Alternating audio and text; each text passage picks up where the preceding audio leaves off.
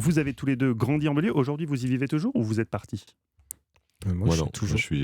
j'ai passé le périph. Vous avez passé le périph'. Ouais. Et, Moi, quand je suis à Saint-Denis. et vous êtes à Saint-Denis. Donc, est-ce qu'il y en a un des deux qui se sent déphasé? Est-ce que Grand Corps Malade, vous vous sentez aujourd'hui déphasé quand vous revenez en banlieue, ou vous y avez grandi, donc c'est toujours chez vous et vous y avez vos repères? Ouais, non, j'ai déménagé il y a 4 ans. Donc, Ah oui, donc c'est récent, oui, ça va. J'ai fait 36 ans de Saint-Denis, donc, et puis mes parents y habitent, mes potes y habitent, j'y suis souvent. Voilà, non, je me sens pas du tout déphasé. Puis j'habite quand même à peu près à 15 minutes de Saint-Denis, donc j'y suis souvent. Ouais. Mais Didier, vous avez des enfants?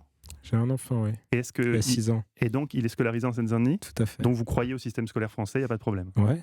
Vous lui faites confiance. C'est cette positivité qu'on sent dans le film, même si le film est un peu ambigu là-dessus, puisqu'il y a beaucoup d'espoir, mais aussi pas mal de fatalisme sur le déterminisme social, sur l'incapacité des jeunes à comprendre ce que peut leur apporter l'école, surtout à cet âge-là, en troisième. On ne voit pas trop le lien entre une équation et le métier qu'on pourra exercer. Ça, c'est le problème fondamental auquel sont confrontés les profs.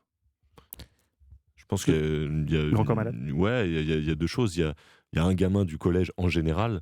De toute façon, quel que soit ton lieu d'habitation, tu te demandes pourquoi f de x égale x au carré, machin. Je me suis posé la question Et moi-même. qu'est-ce que ça va t'amener dans ton avenir? Ça, quel que soit le lieu.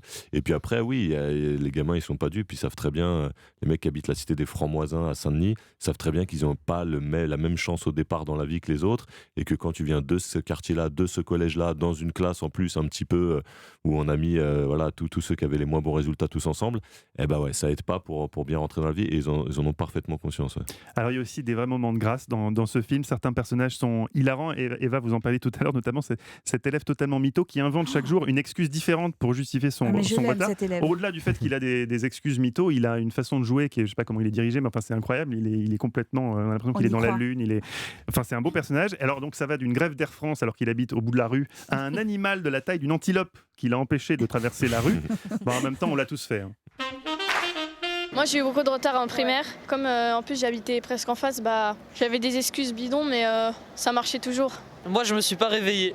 Du coup j'ai dit au prof que mon réveil il avait pas sonné alors que j'avais pas de réveil. Ok, quand j'ai un cochon d'Inde et j'ai dit que mon cochon d'Inde il avait fait une crise d'asthme.